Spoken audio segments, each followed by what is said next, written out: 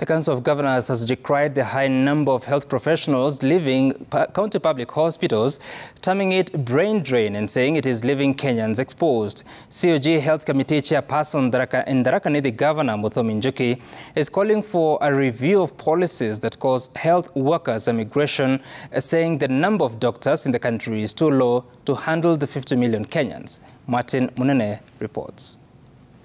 Of Governors is raising red flags due to the high numbers of health workers leaving the country. According to the Tharaka Nithi County boss who chairs the COG Health Committee, the number of doctors in the country is low, and the situation is made worse by doctors who leave the country in pursuit of greener pastures abroad. According to COG data, 362 doctors are away on study leave, while 135 have completed their scholarships and are expected to be back to the counties. But there are fears that some may not go back to their counties as they either seek transfers or go into private practice. 229 doctors are still out on postgraduate training. The COG is saying there are only 14 doctors for every 10,000 Kenyans. 14 to 10,000.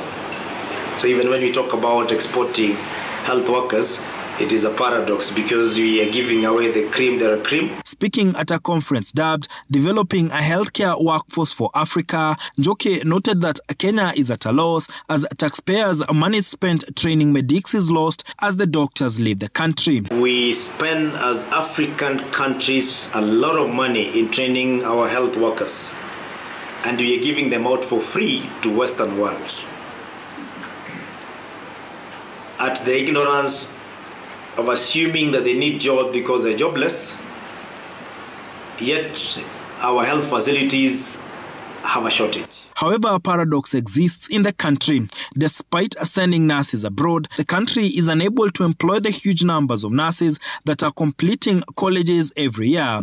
While we are complaining we're having a brain drain of doctors and nurses who are going to Western world, we as a government are not able to afford to employ them because we do not have the resources. The Ministry of Health, however, refuting claims of a brain drain, saying the country trains enough medics for the nation and to send abroad. We're training for two markets. We're training for our Kenyan market, we're training for the outside market.